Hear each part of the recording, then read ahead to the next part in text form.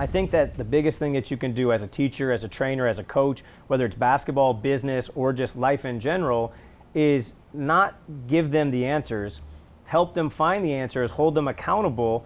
And I always use the GPS kind of, analogy of these players tell me where they want to go, and my job is to be the GPS. I tell them the most efficient and effective route to get there. If they get off course, it's my job to reroute them and get them back on course, but they have to drive themselves there.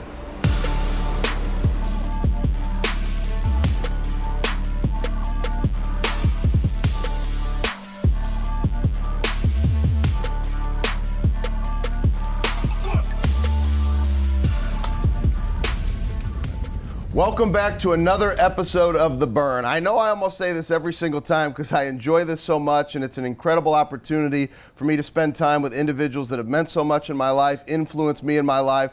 But today is incredibly special, and there's a couple reasons why. Before we get there, I want to start with a question. Have you been challenging yourself to think big enough? Have you been connecting enough to your burn, which will lead to the action that's going to cause you to have your dreams come true in your life? Now, as I share some of the things about Drew, you're going to realize that Drew Hanlon is one of the biggest thinkers I've ever been around. Now, I know this is going to make him uncomfortable because he's a humble dude, but I'm just going to go here and talk about Drew for a little bit. But he's one of the biggest thinkers that I've ever been around. One of the things that's really cool about this episode, we wouldn't be having this episode, filming it right now, being with you right now if it wasn't for Drew. You see, one of the things I've always believed is surround yourself with people who help you think bigger and help cause you to take action. The Burn was actually created in April, sitting in a hotel lobby in LA when I went to go see my guy Drew. And we were sitting there just chatting, and we were talking about his show, The Unseen Hours, which if you haven't checked it out, you better go check out The Unseen Hours. And The Unseen Hours has just been an incredible way for him to go behind the scenes. And we're going to talk about that mentality later with the players that he works with in the NBA as one of the top, if not the top NBA skills trainer in the world today and maybe ever. So I want you guys to think about something. Drew shares with me an opportunity to create a series called The Burn. Now, I was talking about The Burn, but he says, what if that turned into a series? So he kind of challenged me, right? I had to choose to take action. So I want you to think about an area in your life where maybe you've been pushed, maybe you've been challenged, maybe he's going to cause you to think a little bit bigger, and I want you to think about it, and I want you to take action. That's the challenge. Are you willing to take action on maybe something you hear right now? Now, the reason why I know this may happen and why I say Drew's one of the biggest thinkers that I've ever been around is because Drew just turned 30.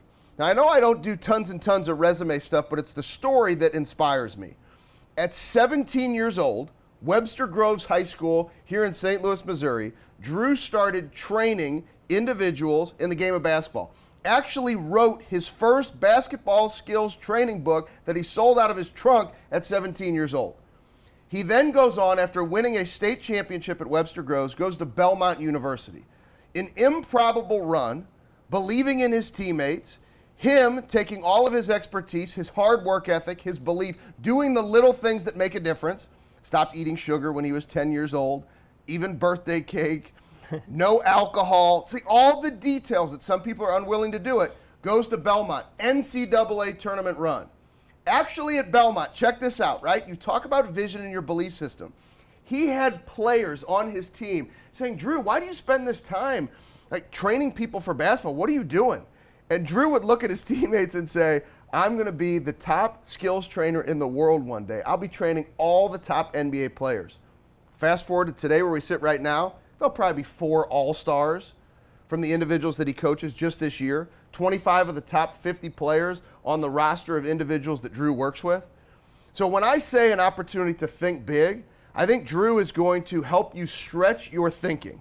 17 years old, basketball training book, now recognized as the top NBA skills trainer in the world, from the courses to traveling the world to speak. He's getting ready to go on a 3-month tour all over the world to do basketball training and speaking. And now recognized as one of the top corporate speakers in the world because his methodology in sports, when applied to business, is now driving big-time results in the business world. So I know that's uncomfortable for you because you're a humble dude, and if I didn't say that stuff, you're not going to say it about yourself. But my friend, Drew Hanlon, such an influence you've had on my life. Thank you for taking the time to sit down with us and to talk about your burn. Yeah, no doubt. I mean, it's fun.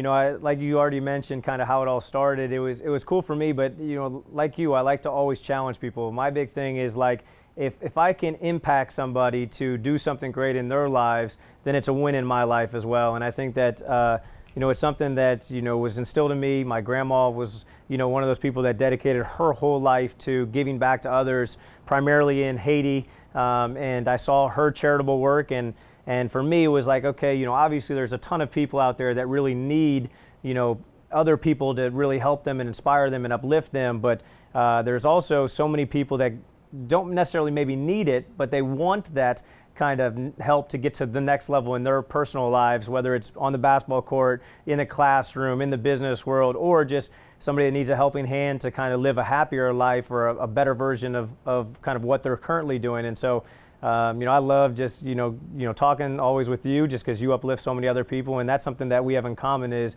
we both love to not better people, but help them better themselves.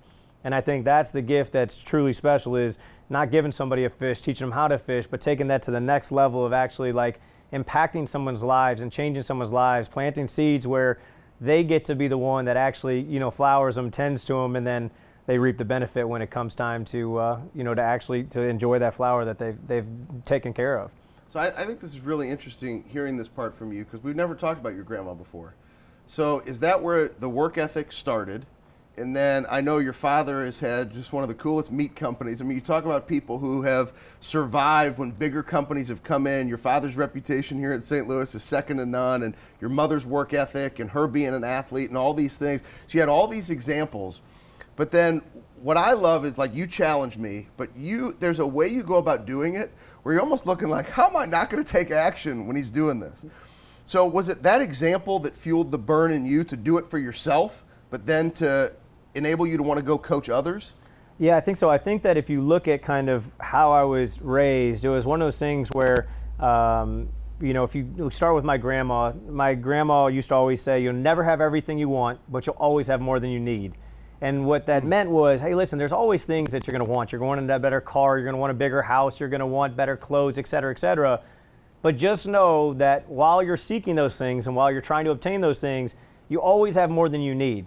You have more clothes than you need. You have a better car than you really need because you really need to get point A to point B. You have a house, that's sheltering you. That's all you really need. You don't need the extra rooms, the extra whatever.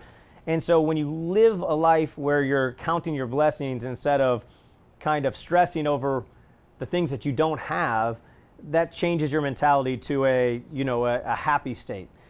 Then you look at kind of the things that I was around. So my dad runs Hanlon's Meat Shop, which his grandfather started, my great-grandpa, and my dad never intended to do that. He intended to, actually be a veterinarian. And, when my grandpa started helping out my great-grandpa, when my great-grandpa passed away, my dad went to help his dad, my grandpa, out. So that's where I get kind of the loyalty from, the hard work, the day-to-day.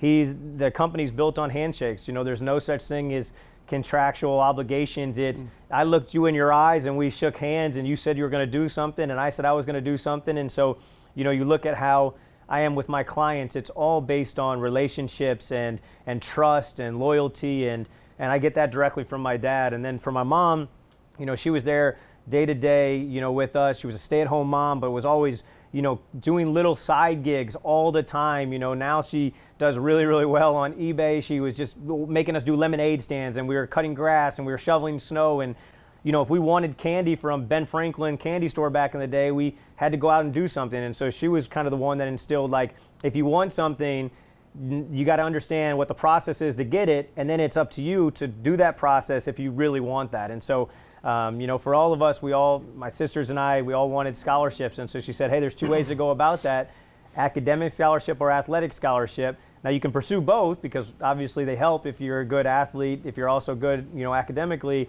But that's why we were waking up at 5:59 a.m. and working. And it was never something that they forced us to do anything. It was never my dad saying, listen, you have to do this, or my mom saying you have to do this. It was more so of, hey, do you really want what you're saying that you want? My mom would just casually, there might be days where my alarm didn't go off at 4:59, and my mom would walk in there at 5:05 a.m. and say, hey, Like, do you want to be the best in the area, or like, are you cool with sleeping in today? And my alarm, ever since I was little, ever since the iPhone came out, has always read, sleeper success, you choose.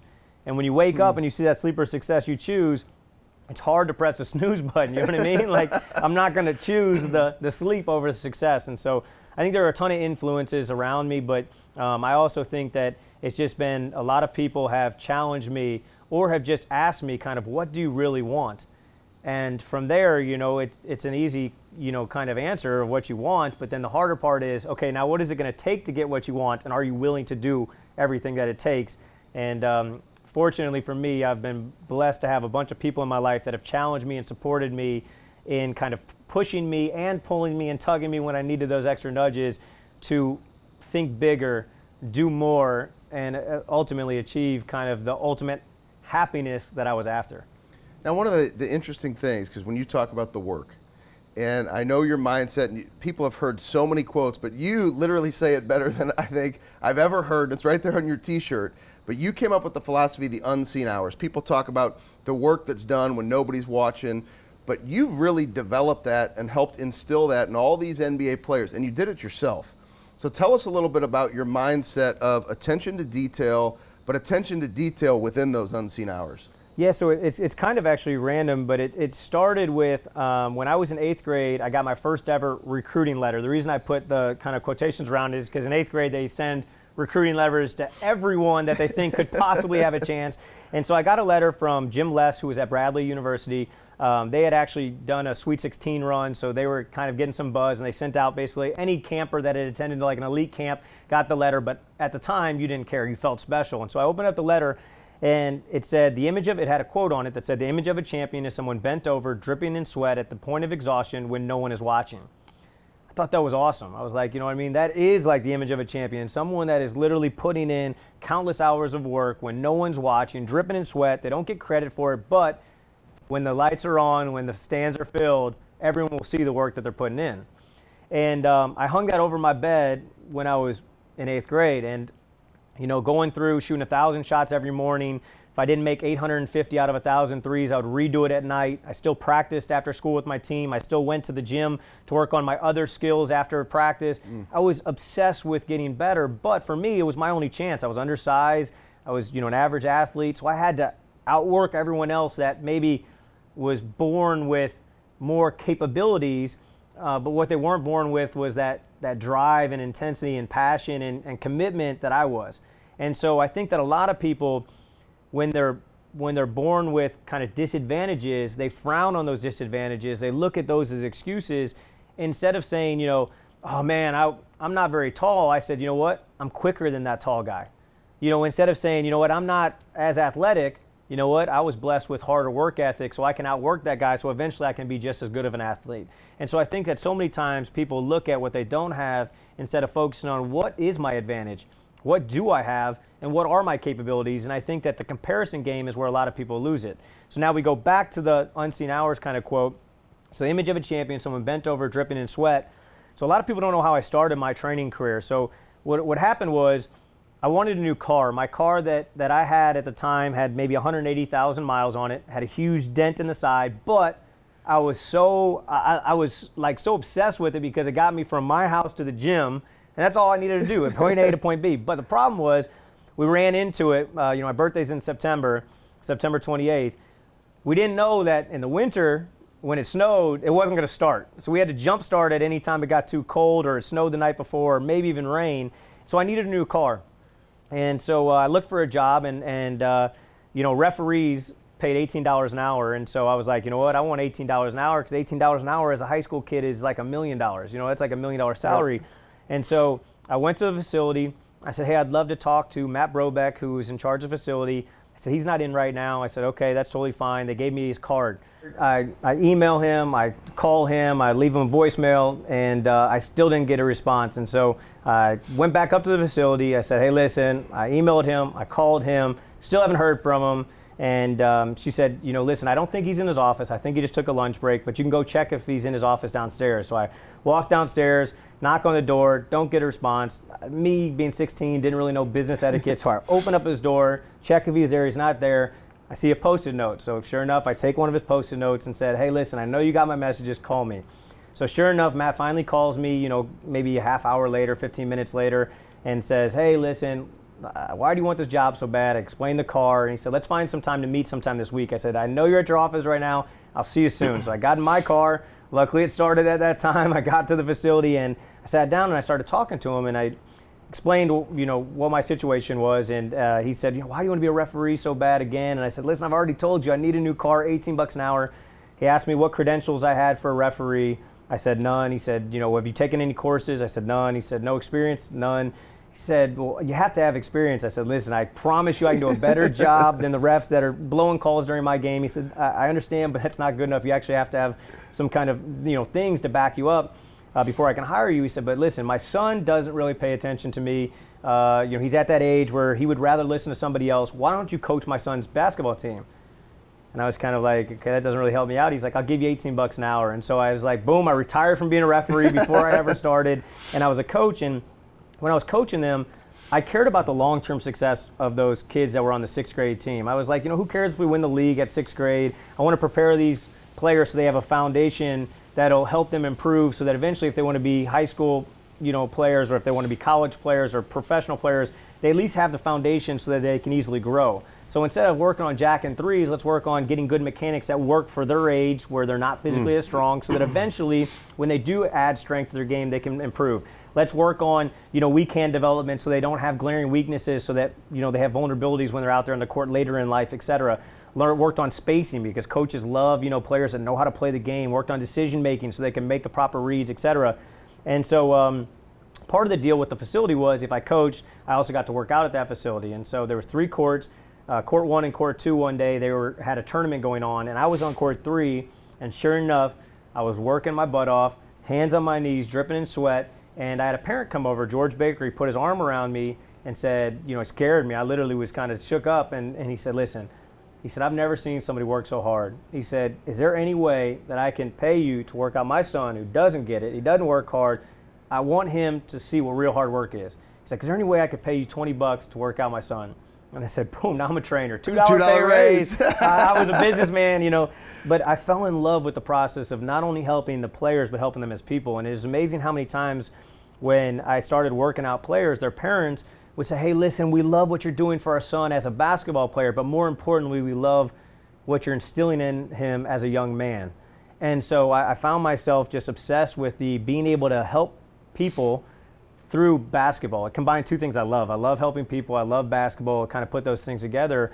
And the Unseen Hours to me was all about helping players master the work that they do behind the scenes when no one's watching, where they're never going to get credit for it, but helping them understand that those hours are going to be seen, and they're going to get credit, and they're going to get advances. They're going to, there's so many things that come out of those unseen hours, but they have to understand they have to master those unseen hours if they want to take control of their life and take control of kind of where they're headed. And so that's all it's been about. And I know in the corporate world, when you go and do business speaking engagements, it's really the same thing. It's the details. We all understand what we need to do, but oftentimes it's not consistently showing up and driving those behaviors. And it's the same in the business world. It's not the work when people see you. It's the little things and learning what's going to make you great, but following through with the activities when nobody's watching. Now, here's what's really interesting, and I'd love to finish here, because relationships mean so much to me, and I know relationships mean so much to you. You basically just explained that you planted the seeds to coach these little kids, and you believed in giving them all the tools that they needed in life and in basketball. And when I look at the relationships you've built, everybody would want, I would love to work with these NBA stars. Oh my gosh, that'd be amazing.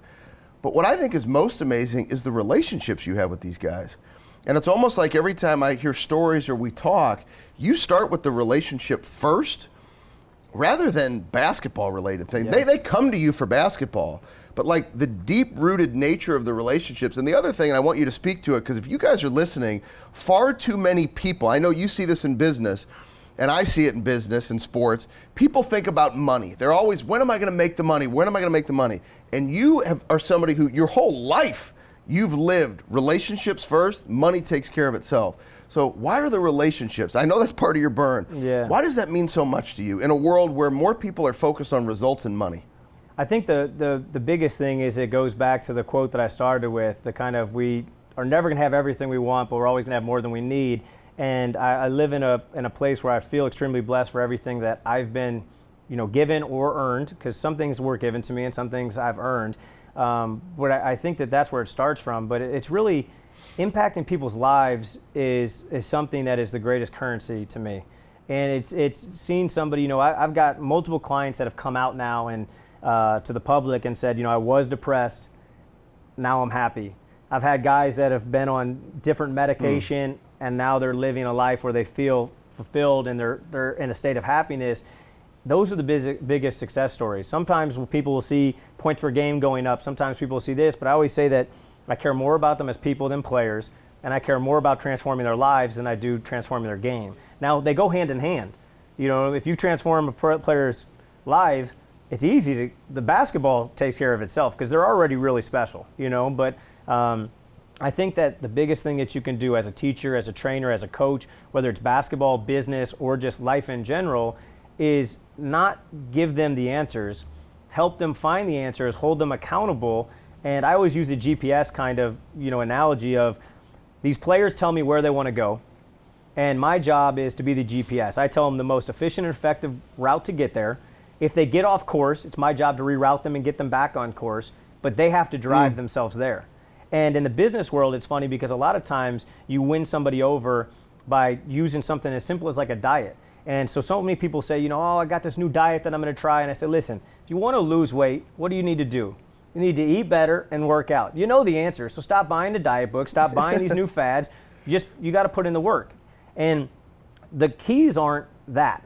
You got to go into the details. What that means is the first thing you need to do is go into your kitchen and eliminate any snack that you could get your hands on. Take it out. Second thing is go restock it with all the stuff you want. Now, what happens if your spouse or your loved one wants to keep some of that junky food? That's great. Put a note card up there that has how many calories on it so that when you go to reach over, you're aware, and now you have to make two conscious decisions. One, you have to go to the cabinet and say, I'm going to snack. Now, two, you have to go over the hurdle of grabbing that 340, calorie little in your. Well, if there's two defenders in your life and you still go up, you just don't really want to lose weight. But those are the little details that make the difference. True. You know what I mean? And so I think that most people don't set themselves up for success because they don't go into the details. They don't go into little nuances. And I think that whether it's basketball, business, life, if you have somebody that not only reverse engineers kind of everything that's going on in your life and rewires, mentality, but you always talk about the daily disciplines. Set up your daily disciplines to set yourself up for success. Then you're going to really have a chance to not only get to where you want to go, but take you a little past it. Because there's so many times where players will come to me and say, I want this. I'm very realistic to them and say, hey, listen, I can get you there, but not the way you want, not doing the things you're currently doing, and probably not in the time you want. But if you give me an extra 2-3 years, and if you do an extra X amount of workouts and put an X amount of hours on your own, I can get you even past there. And it's fun when you're honest, you're transparent, you're kind of, all in. And, there's two ways I always say that you can make change. You can gradually change or you can shock the fucking system. And for me, I'm all about shocking the system, going all in, and actually getting real results that transform lives. Now you guys see why this guy impacts the hell out of me. And I appreciate you probably more than you know. And I've always been a big believer to have mentors that you'll never catch and to have people that you have in your life despite age, right? Many people say, 30 years old, right? Dude, you influenced the hell out of me. And I just want it to publicly be known how much I appreciate you. And I appreciate that you challenged me to even start this, because without that challenge, we wouldn't be sitting here right now.